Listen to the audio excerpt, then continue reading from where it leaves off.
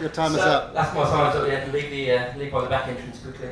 I noticed that Dubber used a slide of Lord of the Rings in his presentation, and appropriating culture from Birmingham without actually recognising it, because Tolkien was born or lived in Birmingham and wrote and set Lord of the Rings there. So keep your hands off our culture, Dubber, otherwise there'll be trouble.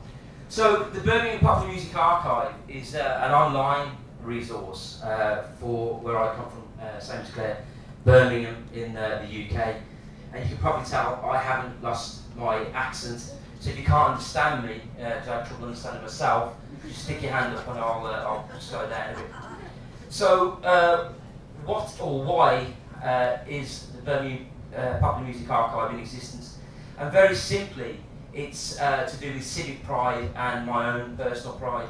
I'm extremely proud of my city, where I was born, where I brought up. I've been lucky to travel, but I always seem to return to Birmingham. It's where my family are. My kids will grow up there for a while. Hopefully they'll go and travel as well. But you know, it's where our family's from, and it has a really rich musical heritage and history, but it doesn't celebrate that history.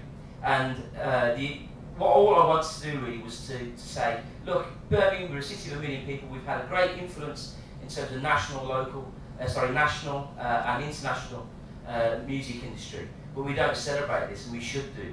And I just really wanted to sort of, you know, put the bands up on a wall in a family tree. You know, the bands that we all know, like Black Sabbath and Napalm Death, ELO, UB40, Duran Duran.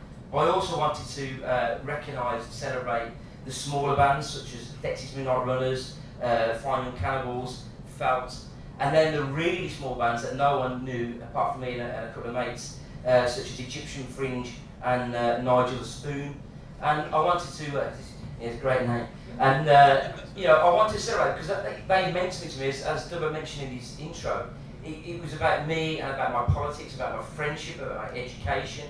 It's how my mum and dad met through a Bob Dylan concert in Birmingham. So all these sorts of things made sense and meaning to us, and I wanted us to sort of celebrate that and understand and appreciate it.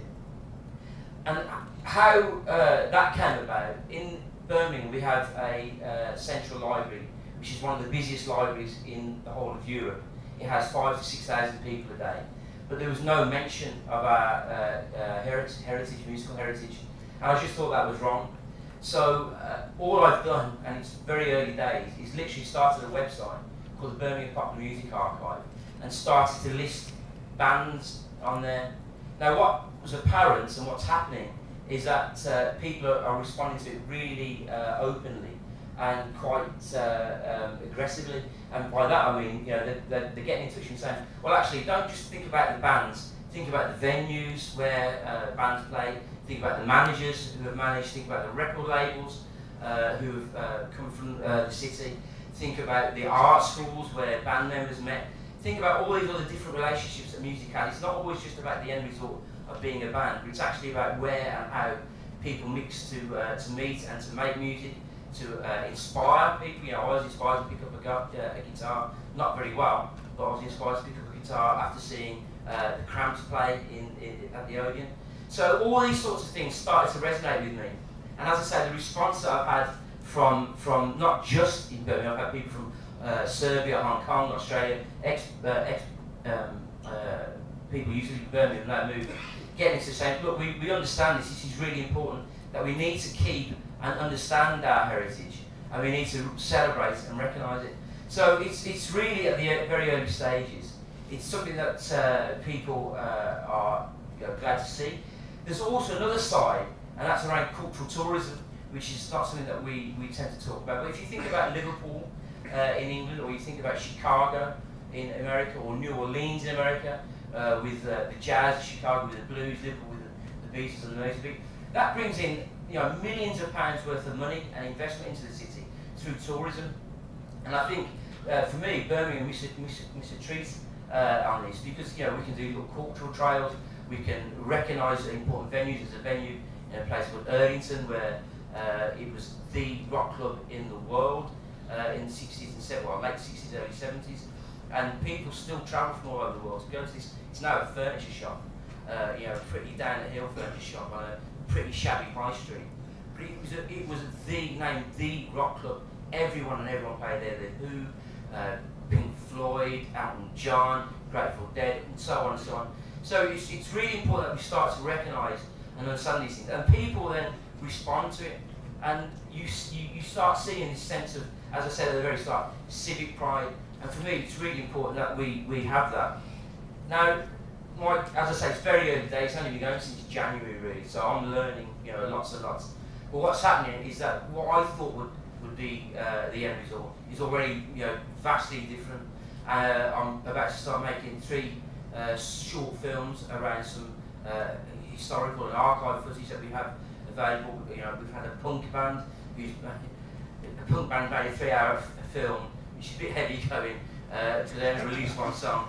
But you've got to get your head around that. So, but we're going to use that footage to put it down to make it, available for other people to watch. And that's just 3 hours of one song. But people want to write books. People want to do culture travel. We're doing maps of the city where we're plotting out where musicians came from, where venues were. And of course, over time, you lose all these sorts of things in the city. Record shops are a great example, not just in Birmingham, but I presume across the world, where there was a proliferation of record shops where people and musicians would meet. But they're closing down now, so we're losing these sorts of things. Venues that I used to go to when I was young are no longer there. And for me, it's really important that we preserve and recognise these sorts of things.